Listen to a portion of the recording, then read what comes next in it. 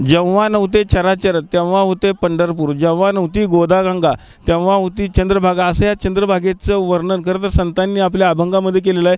त्याच चंद्रभागेचं पात्र जर आपण बघितलं तर अक्षरशः मैला मिश्रित झालेलं आपल्याला पाहायला मिळतं। वाळवंटात देखील प्रचंड घाण अशी अवस्था झालेली आहे। यापूर्वी देखील TV 9च्या माध्यमातून आपण ह्याचं वास्तव पुढे आणलं होतं, मात्र आता 20 फेब्रुवारी रोजी खरं तर माघी यात्रेचा सोहळा संपन्न होतोय।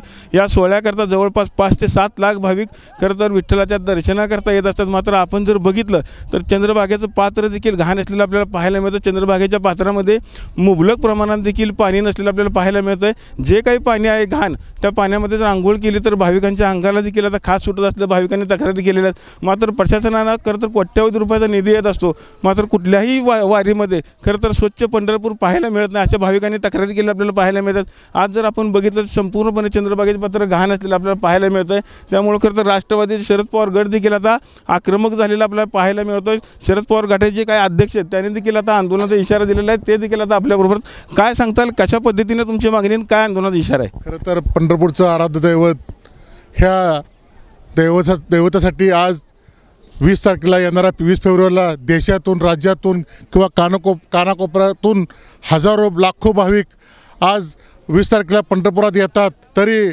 प्रशासनाने आता गरज आहे की जी घाण आहे, घाणीचं साम्राज्य आहे, नदीला पाणी नाही, बंधाऱ्यातून खाली पाणीसुद्धा सोडण्याचे प्रयत्न प्रशासनाने जर नाही केलं तर येणाऱ्या काळात राष्ट्रवादी गट हा सर्व वारकरी असेल किंवा सर्व समाजातील घटक असेल यांना घेऊन आम्ही आंदोलनसुद्धा करण्याशिवाय राहणार नाही।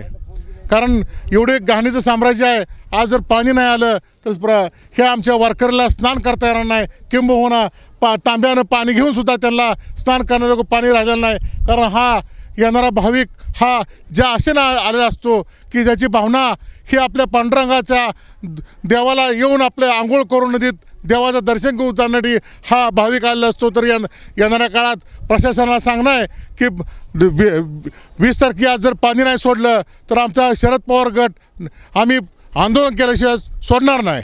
आपण बघितलं असेल की शरद पवार गट देखील आक्रमक झालेले आहेत, त्याचबरोबर भाविक देखील आपल्याबरोबर।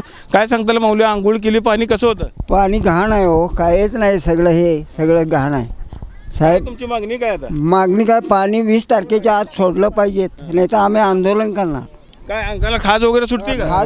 खास पाणी घाण आहे ना, हे पाणी घाण आहे की होय। आता कुठनं आलाय सर? कुठनं आलाय? कोल्हापूर चंदगड तालुका, कोल्हापूर जिल्हा।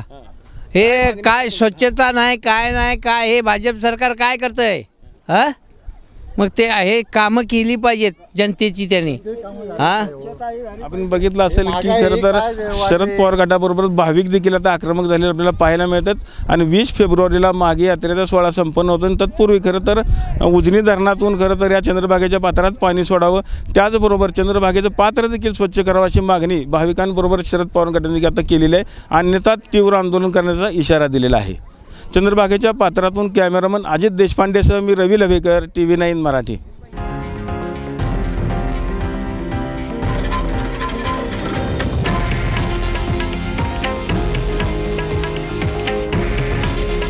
हे आहे देशातील नंबर 1 न्यूज नेटवर्क आणि आपण पाहत आहात TV 9 मराठी। काळजी तुमची, हित महाराष्ट्राचं।